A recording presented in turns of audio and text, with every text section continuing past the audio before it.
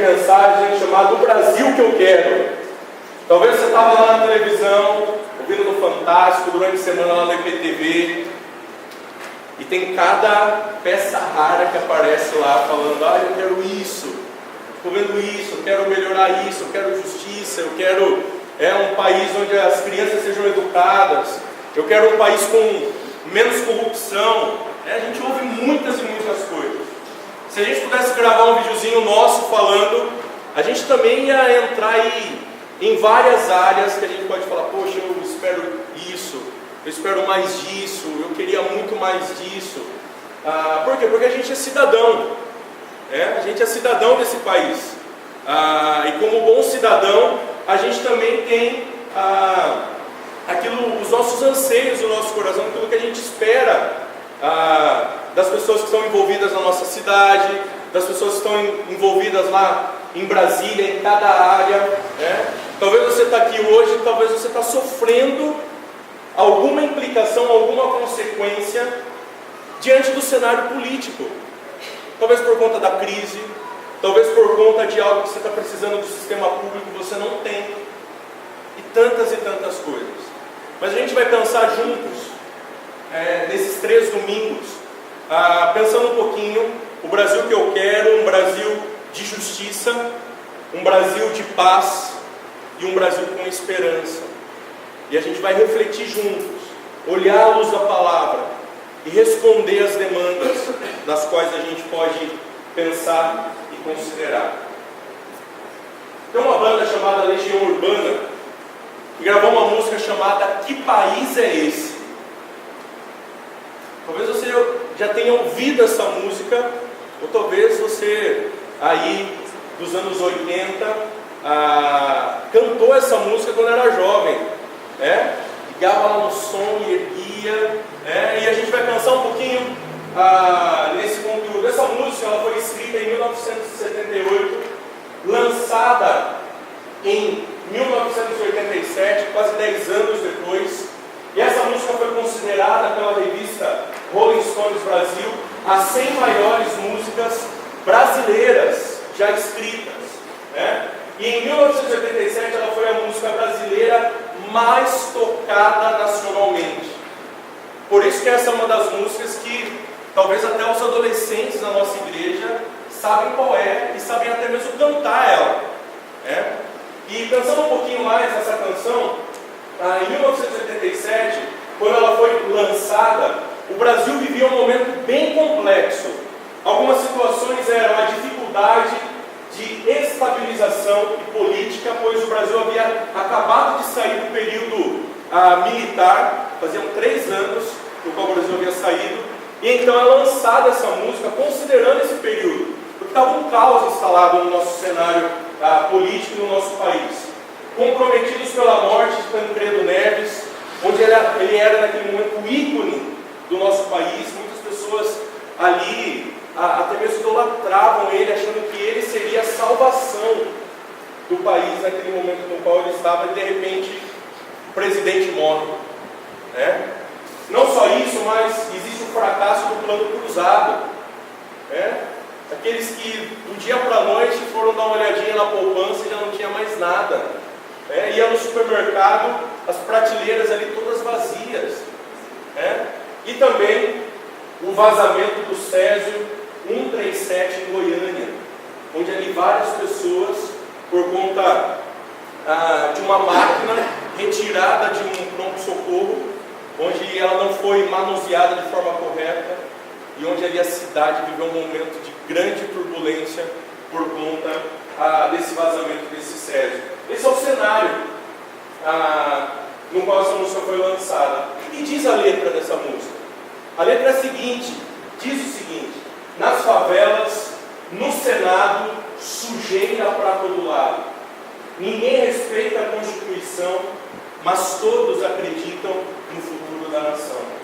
Que país é esse? Que país é esse? Que país é esse? A letra continua dizendo: no Amazonas, no Araguaia, na Baixada Fluminense, no Mato Grosso, no Minas Gerais e no Nordeste, tudo em paz. Na morte eu descanso. mas o sangue anda solto, manchando os papéis de documentos fiéis ao descaso do patrão. Que país é esse? Que país é esse? Que país é esse? Que país é esse? Terceiro mundo, se for piada no exterior, mas o Brasil vai ficar rico, vamos faturar 1 milhão quando vendermos todas as almas dos nossos índios num leilão. Que país é esse? Que país é esse? Que país é esse? Assim como a gente estava olhando, essa música foi escrita em 1978. Quando a gente olha para ela, ela dá o perfil, ela traz o ideal do que está acontecendo nos nossos dias ainda. A gente lê, parece que nada mudou, continuou do mesmo jeito, do mesmo jeito. Renato Russo, que escreveu essa música, ele diz o seguinte, na contracapa do álbum, do lançamento do CD: que país é esse? Nunca foi gravada, porque sempre havia esperança de algo que iria realmente mudar o país, tornando-se a música então totalmente obsoleta.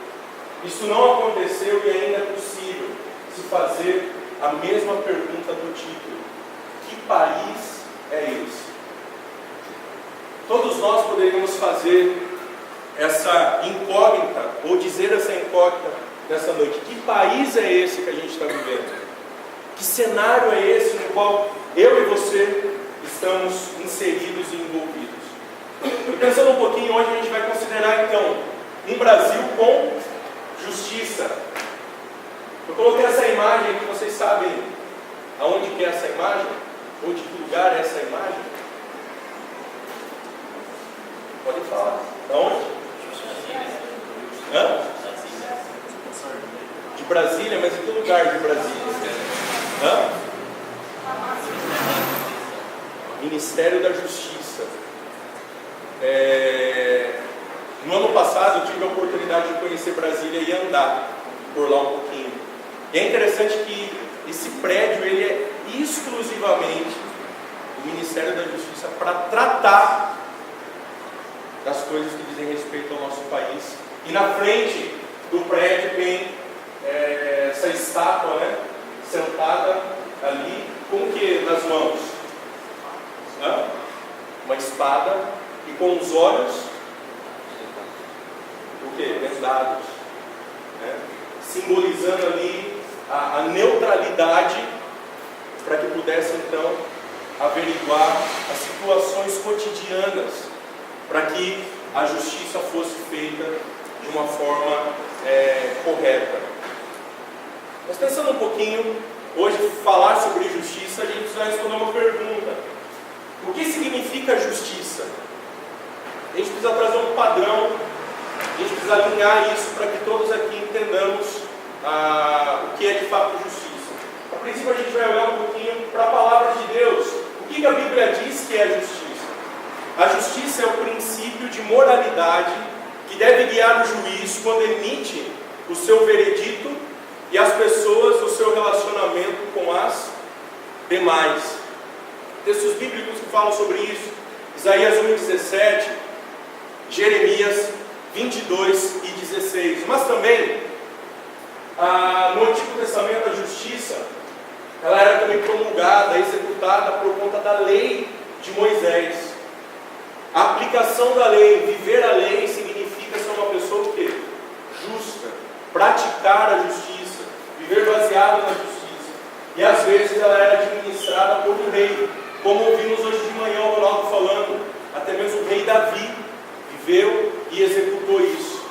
Uma outra coisa importante, ela também é a preocupação divina pelo direito que leva Deus a defender o necessitado e a perdoar o pecador. Manifesta-se em libertações e na prática da misericórdia. Ou seja, a justiça, à luz dos olhos de Deus, à luz do caráter de Deus, ela defende o necessitado. E ela também perdoa o quê? O pecador. A gente acabou de ler um texto no início, falando que eu e você, quando cremos no Evangelho, somos o quê? Justificados. Por que Deus então nos justifica, assim como lemos na palavra? Porque por meio do seu sacrifício Ele nos declara o quê? Justo, por meio daquilo que Ele é, por meio daquilo que Ele fez lá na cruz do Calvário. Pensando um pouquinho mais, o que é a justiça à luz do dicionário? Prática e exercício do que é de direito. Ou seja, pensando um pouquinho aí na nossa Constituição, é a prática da nossa Constituição, é a prática daquilo que deve então orientar a nação, o país, aquilo que de fato eu e você, ao lermos a nossa Constituição, encontramos. Então, justiça significa isso que a gente acabou de ler. Atos, envolvimento, a praticidade minha e sua no dia a dia que demonstram misericórdia, ato de perdoar, o ato de viver a prática da lei, até mesmo da nossa Constituição, onde a gente pode então viver como uma pessoa justa. Uma outra coisa importante que a gente precisa pensar e considerar, também antes da gente entrar no nosso texto, é que Deus ele é um ser divino justo. Quando a gente olha para as características de Deus, para as qualificações de Deus, Deus se revela como justo. E olha o que o salmista diz: Deus é justo juiz, Deus que sente indignação todos os dias. Ou seja, quando Deus olha para o mundo e vê que as coisas não estão condizendo com a sua palavra, Ele demonstra o quê? Indignação. Porque Ele é um ser justo. Ele quer ver pessoas vivendo na prática da justiça, vivendo de forma justa. Isso faz parte do seu caráter. Por isso que Deus trata com justiça também o nosso pecado, porque faz parte então do seu caráter. Jesus também, quando falou, considerando ali um embate onde as pessoas queriam colocar ele contra os assuntos do governo da sua época, Jesus disse o seguinte: e Jesus respondendo disse-lhes: dai pois a César o que é de César e a Deus o que é de Deus. E maravilharam-se dele. Evangelho de Marcos 12 e 17. Jesus está trazendo o que? Um alinhamento ali para as pessoas que estavam vivendo no seu contexto, dizendo: olha, dai a César, ao governo da época, que é deles, e vocês dão a Deus o que é de Deus, ensinando ali os discípulos, ensinando o povo que de fato ele concordava com aquilo que estava sendo proposto, se não feria a sua palavra. Ele está dizendo, se nós lêssemos os versículos anteriores, ele pediu um denário, uma moeda da época, onde ali estava a foto do governador, e disse: olha, dai a ele, dai a César o que é dele, mas a Deus vocês podem dar a ele o que ele pede então na sua palavra. Então, a gente já pensou um pouquinho no que é justiça, a gente olhou para a palavra e pensou: Deus é justo. A gente está olhando para Cristo, Ele dizendo: olha, dá a César o que é de César e a Deus o que é de Deus. Como que a gente pode olhar e pensar um pouquinho mais à luz da palavra, considerando um Brasil que a gente quer, que é um Brasil com justiça? Vamos pegar nossa Bíblia e juntos a gente vai ler um texto. Esse texto se encontra na carta aos Romanos, capítulo 13. A carta aos Romanos, lá no Novo Testamento, Mateus, Marcos, Lucas, João, Atos e Romanos. Romanos capítulo 13.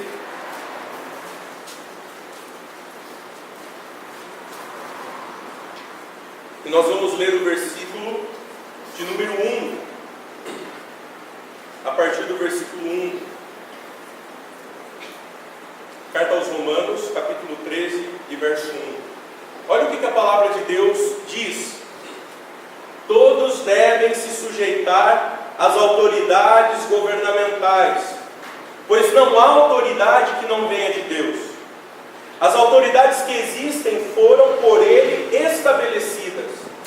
Portanto, aquele que se rebela contra a autoridade está se colocando contra o que Deus instituiu. E aqueles que assim procedem trazem condenação sobre si mesmos, pois os governantes não devem ser temidos, a não ser pelos que praticam o mal. Você quer viver livre do medo da autoridade? Pratique o bem, e ela o enaltecerá, o exaltará, pois é serva de Deus para o seu bem. Mas se você praticar o mal, tenha medo, pois ela não porta a espada sem motivo. É serva de Deus, agente da justiça para punir quem pratica o mal. Portanto, é necessário que sejamos submissos às autoridades, não apenas por causa da possibilidade de uma punição, mas também por questão de consciência. E por isso também que vocês pagam impostos, pois as autoridades estão a serviço de Deus, sempre dedicadas a esse trabalho. Deem a cada um o que lhe é devido, se imposto, imposto, se tributo, tributo, se temor, temor, se honra, honra. As pessoas dizem que esse é o texto que podemos dizer que é o ápice da revelação de Deus falando sobre as autoridades. E a gente rapidamente vai pensar um pouquinho nesse texto nessa noite. Mas antes a gente vai considerar algumas coisas importantes sobre a carta de Romanos. A primeira delas é que a primeira parte desse livro, do capítulo 1 ao capítulo 5, fala sobre o pecado, a lei, Cristo e a fé. Essa é a abordagem desses primeiros 5 capítulos. A segunda parte fala sobre o pecado, Cristo, a lei e o Espírito. Temos também a terceira parte, que vai do capítulo 9 até o 11, que fala a fidelidade de Deus e a infidelidade dos judeus. E a partir do capítulo 12, a quarta parte, é o resultado prático da justiça de Deus, que aborda então do capítulo 12 até o capítulo 15. E o capítulo 16 são as questões finais.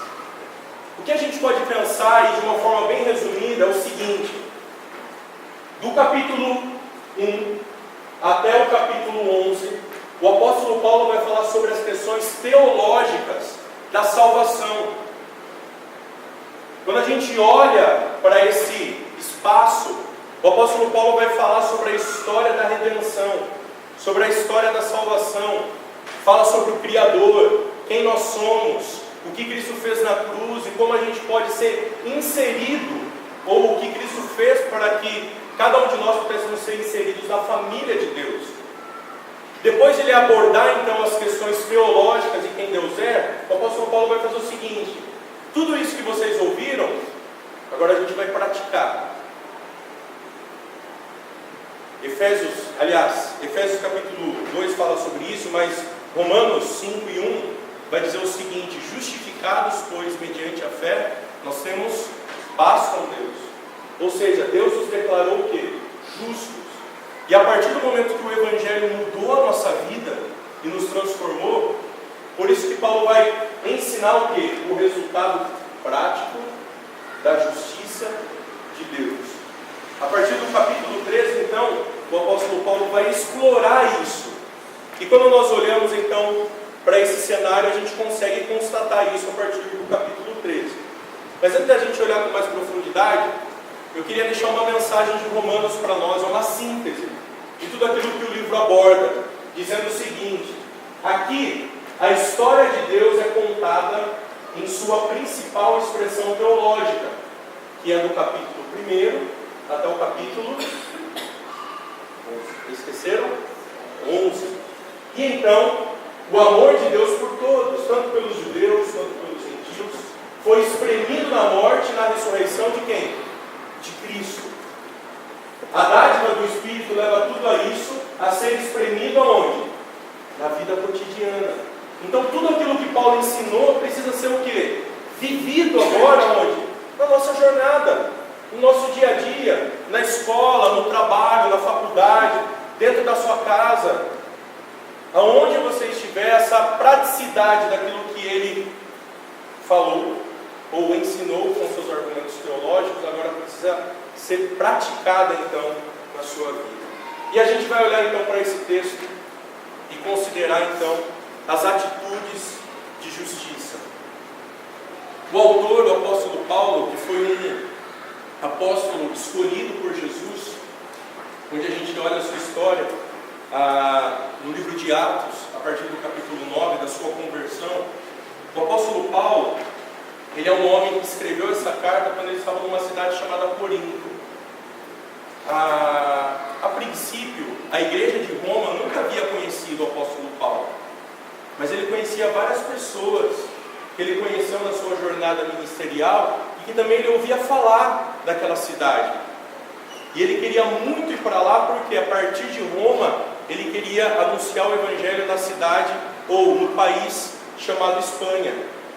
E a partir desse momento, então, o que o apóstolo Paulo faz? Ele manda essa carta, então, com esses dizeres, mas também num contexto ainda onde a igreja não era perseguida. Mas como a gente sabe que posteriormente a igreja seria perseguida por conta ali do evangelho, por conta de viver as suas práticas. Volte seus olhos novamente no texto, juntamente comigo.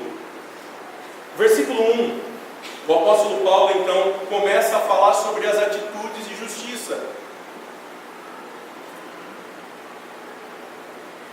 E ele começa dizendo: todos devem se sujeitar-se às autoridades governamentais. Talvez a sua Bíblia diga: todo homem deve se sujeitar às autoridades governamentais. Para quem que o apóstolo Paulo está dizendo isso? É interessante quando a gente olha no início, ele está dizendo todos. Não há exceção. Todos aqueles que se compactuam com a história da redenção, que creram no Evangelho de Cristo, no Evangelho do Senhor Jesus, precisam se sujeitar às autoridades. Todos, sem exceção. O apóstolo Paulo não cria aqui classes para que haja obediência, mas ele diz o quê? Todos. Pois não há autoridade que não venha de Deus. E aqui ele começa a pegar um pouco mais pesado nos seus argumentos. Ele está dizendo: nós precisamos nos sujeitar às autoridades governamentais. Por quê? Porque elas foram instituídas por quem? Por Deus. Por Deus. As autoridades que existem foram por Ele estabelecidas. E aqui a gente pode pensar um pouquinho mais no que? Na soberania de Deus e no controle de Deus. O nosso presidente não está lá por acaso. Quando a gente olha para esse texto, a gente pode pensar e considerar: Deus colocou ele lá? Sim, Deus colocou. Mas Azaf, ele faz tanta coisa errada. Sim, como eu e você fazemos. O nosso prefeito, passando aí por um processo de cassação, se for provado de fato que ele fez, a gente olha e fala: poxa, mas e aí? Ele foi instituído por Deus para estar lá? Desculpa.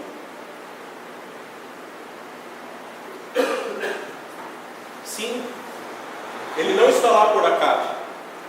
E é interessante o termo que o apóstolo Paulo usa, que é sujeitar-se. A gente poderia dizer alguns sinônimos aqui, quer dizer o quê? Obedecer.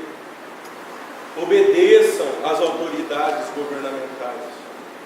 E ele continua dizendo no versículo 2: portanto, aquele que se rebela contra a autoridade está se colocando contra quem? Contra o próprio Deus. Ou seja, quando eu e você não nos submetemos à autoridade e agimos com rebeldia, Deus está dizendo que nós estamos nos rebelando de forma primária contra Ele. Contra Ele. Ou seja, quando você se rebela contra alguma imposição, governo, do prefeito, qualquer coisa que venha à tua mente, você está indo contrário àquilo que o próprio Deus estabeleceu. Ou seja, você está pecando contra Deus. Porque essa rebeldia não é primária a pessoa que nos dirige, mas é aquele que nos dirige do céu, do seu trono. Porque Ele instituiu a autoridade. Olha só o que Ele continua dizendo. E aqueles que assim procedem, trazem o quê? Condenação para si mesmo. Ou seja, Deus condena aquele que se rebela contra a autoridade, ou contra as autoridades. O que a gente pode pensar um pouquinho mais, eu vou falar depois, posteriormente. Mas Asaf, e se essa obediência talvez vá contrário à palavra de Deus? A gente vai pensar um pouquinho mais sobre isso daqui a pouco. Mas a princípio, o que a gente tem que ter em mente é que Deus nos convida, na sua palavra, a sermos o quê? Obedientes, a nos submetermos às autoridades, porque Ele instituiu. E quando a gente vai contra, ou se rebela contra as autoridades, a gente está se rebelando contra o próprio Deus. E trazemos então condenação para nós mesmos. Versículo 3: pois os governantes não devem ser temidos, a não ser pelos que praticam o quê? O mal. Há 2 semanas atrás, eu estava indo para minha casa e de repente eu vi um trânsito na minha frente, numa das avenidas para ir lá. Aí eu falei, deve ter acontecido alguma coisa, né? Acidente, né? Alguma coisa desse tipo. E quando eu comecei a me aproximar, eu notei que era aquilo que a gente chama de blitz, um comando, né? E daí rapidamente já vem na sua mente, será que o carro está tudo certo, né? E aí a gente começa a pensar, não, está tudo certo, funcionando todas as lâmpadas, o documento está em ordem, né? E de repente eu fui parar um pouquinho, consultou a placa, né? Ele olhou a placa e falou, não, está liberado, está tudo em ordem, que bom, saindo. E de repente um guarda, né, que estava um pouquinho mais atrás, falou, opa, espera um pouco. Eu falei, ixi, agora deu ruim. Já não tenho, eu tenho uma locomoção, não tanto quanto velha. Eu falei, poxa, ficar sem um carrinho agora vai dar ruim. Aí o cara parou do meu lado e falou, olha, eu podia te autuar aqui agora, mas eu falei, poxa, mas ele está falando que está tudo em ordem. Não, mas a sua placa está um pouco apagada. E de fato a minha placa estava apagada. Ele falou, você precisa resolver esse problema. Eu falei, tá bom, seu guarda, vou tentar trocar a placa. Só que daí na semana seguinte teve uma outra blitz no mesmo lugar, né? E eu passei novamente por lá. E rapidamente o que veio à mente, como que eu me senti? Com temor. E é um pouquinho disso que está dizendo o texto aqui. Pois os governantes não devem ser o quê? Temidos. Eu sei que o policial está ali para cumprir o quê? O trabalho dele. Só que de repente eu comecei a sentir o quê? Temor. Eu falei, tá errado. Se ele me parar, né, ele está certo e ele vai ter que prender, né, o carro. Mas ele não me parou, eu passei. Mas eu preciso dar entrada na troca da placa. Mas é um pouquinho nisso, os governantes não devem ser temidos. Na primeira vez que eu passei, eu falei, poxa, está tudo tranquilo, né? Não senti nada, nenhum temor, está tudo em ordem. Mas na segunda vez o coração já palpitou, e eu falei, poxa, tem que resolver isso. Um exemplo bem simples. Mas as autoridades, elas não podem gerar esse temor em nós. Elas só geram quando de fato a gente está vivendo de uma forma o quê? Errada. De uma forma que de fato não agrada a Deus. Por isso Paulo diz, pois os governantes não devem ser temidos, a não ser pelos que praticam o mal. E de alguma forma eu estava praticando o mal, andando de uma forma incorreta. Eu preciso resolver isso. Ele continua dizendo no versículo 3, você quer viver livre do medo, da autoridade? Faça o quê? Pratique o bem, e ela o enaltecerá, ela o exaltará. Ou seja, eu preciso viver de que forma? Praticando o bem. E para que eu pratique o bem, eu preciso de fato entender que o governo é instituído por Deus, as autoridades são instituídas por Deus, eu preciso me sujeitar a elas e viver fazendo o bem. Ou seja, eu preciso pagar o IPTU da minha casa. Esse mês eu paguei a última parcela. Eu preciso trocar a placa do meu carro. Eu preciso no próximo ano fazer as minhas declarações junto à Receita. E tudo aquilo que as autoridades me pedem, para que eu não seja ou não tenha um coração no qual eu possa, o quê? Sentir temeroso e falar, poxa, alguma coisa está errada. Por isso eu preciso fazer o quê? Praticar o bem, viver na prática do bem. Não somente isso, mas a minha prática diária do bem demonstra a justiça também de Deus. E olha só o que continua dizendo a partir do versículo 4. Pois é serva de Deus para o seu bem. Meus queridos, o governo que está aí, que foi colocado, não só no nosso país, mas em tantos outros países, eles são instrumentos de Deus para abençoar a nossa vida. Imagina só, se na nossa cidade não existisse um grupo delegado para tomar conta das nossas ruas, dos faróis, colocar lombada onde deve ser colocada, colocar faixa de pedestre onde precisa ser colocado. Você consegue imaginar o caos que seria na nossa cidade? Ou o nosso país sem um grupo de pessoas que pensem nisso? Para pensar um pouquinho.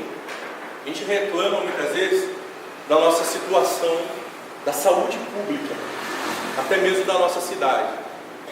Poxa, é difícil e tal, eles não conseguem uma consulta, não conseguem aquilo outro.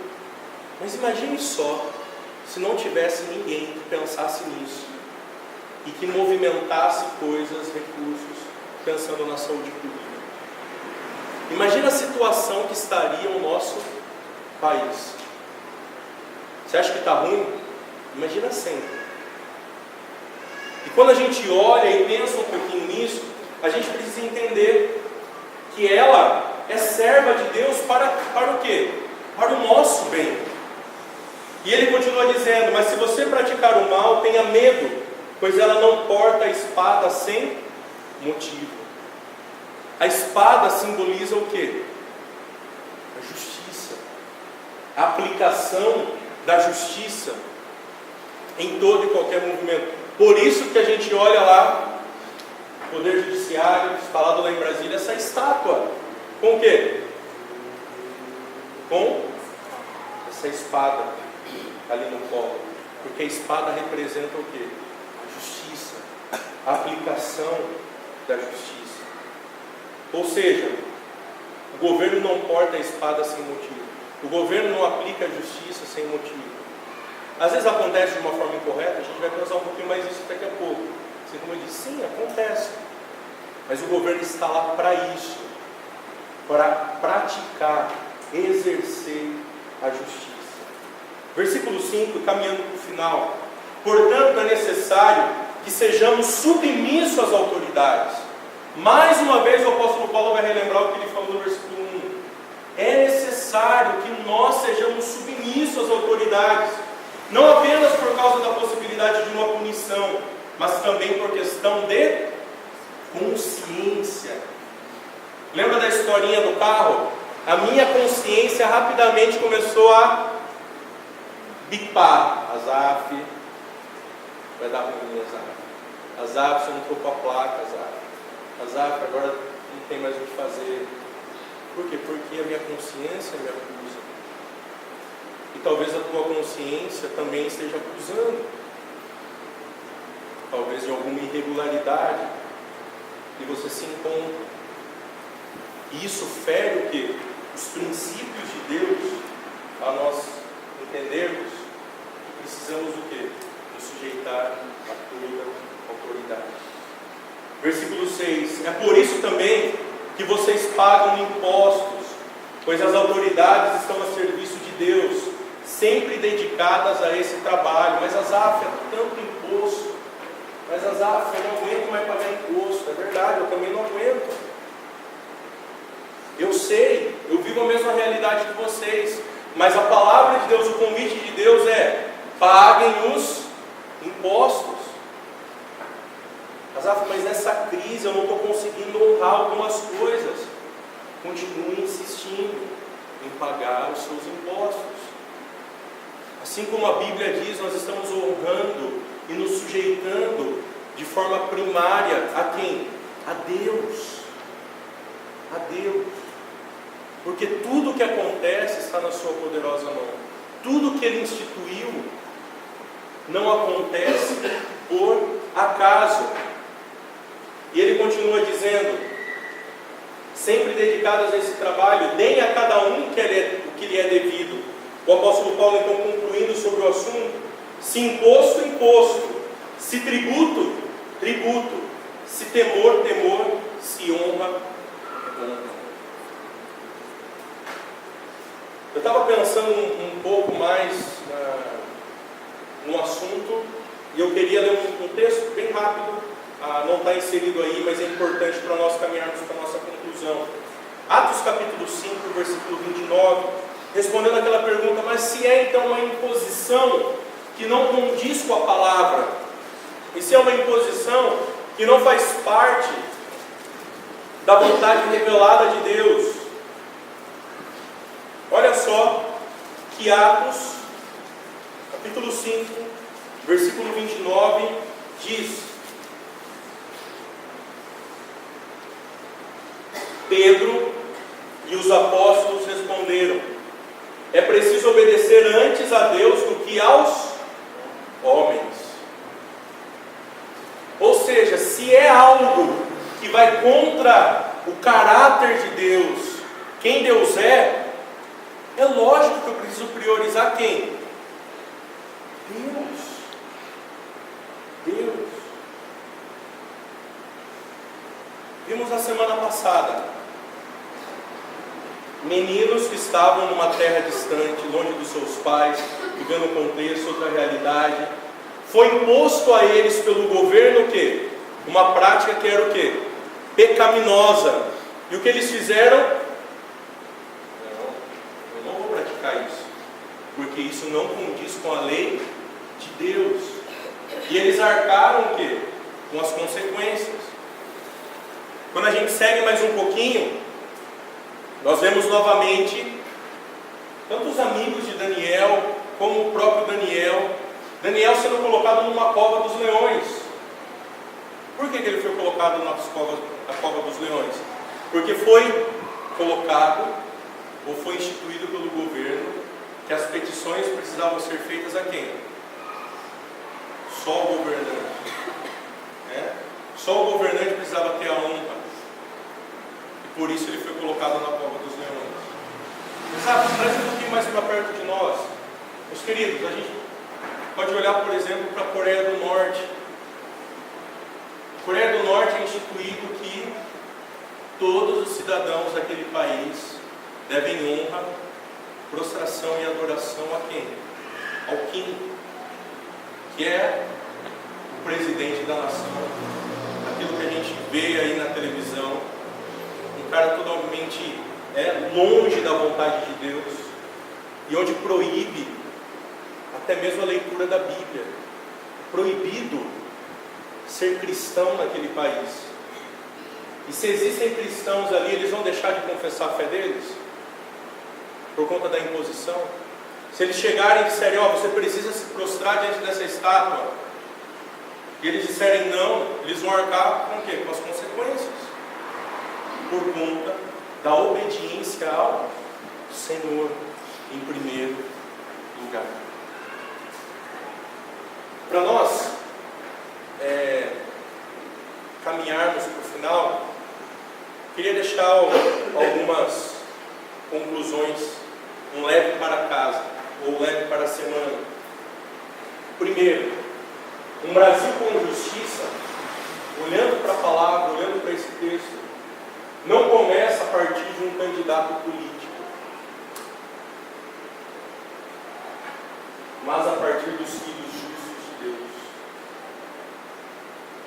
Um Brasil com justiça começa a partir de mim e de você. Não do político, não do candidato. Não vai ser aqueles presidentes que vão resolver. Não vai ser a ideologia de um partido que vai resolver. O apóstolo Paulo estava dizendo que todos aqueles que confessam a Jesus Cristo como Salvador precisam ter atitudes de justiça. E essas atitudes partem de quem? Dos filhos de Deus.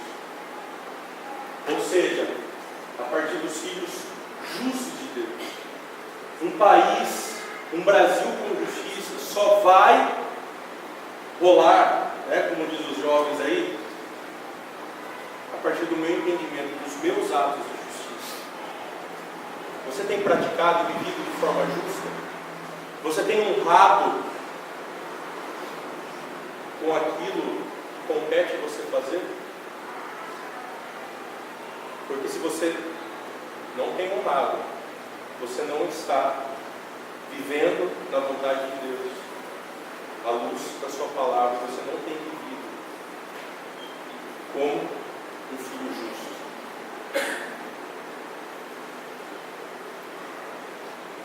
Exato, a gente precisa acreditar nos políticos, a gente precisa acreditar naquilo que eles propõem. Tem até alguns aí que se dizem cristãos que estão aí dizendo que vão se candidatar. Bom, tudo bem, mas a nossa fé não pode estar pautada em quem eles são. Eles não vão resolver o nosso problema de forma plena. Mas a igreja, os filhos de Deus, por meio da graça e do poder de Deus, podem promover a justiça de Deus. Uma segunda coisa. Um Brasil com justiça é feito de homens e mulheres dispostos a obedecer o quê? Leis, a pagar as taxas e a respeitar as autoridades. Não porque será pior para eles se não fizerem, mas porque é um modo de servir a Deus. Lembra do texto, quando nós pagamos os impostos, quando nós respeitamos as autoridades, quando nós obedecemos as leis, nós estamos honrando em primeiro lugar a Deus. Obedecemos a Deus. Por isso que a gente tem que ter isso na nossa consciência. Tudo que eu faço em primeiro lugar para Deus. Homens e mulheres precisam viver. Se queremos um Brasil com justiça, precisamos viver a justiça pautada nas Escrituras em obediência aos governantes. Um Brasil com justiça começa quando somos submissos a toda e qualquer autoridade. E por que aqui eu quis dar uma ênfase a toda e qualquer autoridade? Porque se você tem problema de ser submisso ao governo, você tem problema de ser submisso a qualquer outra esfera que diz respeito à liderança e à submissão. Se você é envolvido em alguma área da igreja, talvez você tenha dificuldade de ser submisso. Porque se você não vive em submissão aqui lá fora, muito menos você vai viver também. A Bíblia diz que a gente deve também obedecer, por exemplo, aos nossos patrões, que são o quê? Líderes na nossa vida. Se você não é submisso ao seu patrão, você nunca também será o governo. Uma coisa está ligada à outra. Toda a nossa vida deve ser de sujeição às autoridades. E qual que é o limite? Quando vai contrário à palavra de Deus. E a última, um Brasil com justiça é construído quando praticamos o bem a todas as pessoas. Não eu só vou fazer isso para essa pessoa. Não, para todas as pessoas. Precisamos praticar o bem a todos. Todos. Sem exceção. Eu e você precisamos praticar o bem para que possamos viver como pessoas o quê? Justas. Lembre-se bem, isso nos declara justos? Não. Quem nos declara justos é Deus. E se Ele me declarou justo, eu vivo na prática da justiça. obedecendo às autoridades e também praticando o bem a todas as pessoas. E eu queria concluir dizendo que, para deixar bem claro para você que está nos visitando, nós entendemos que a política é responsabilidade de cada um de nós no exercício da mesma.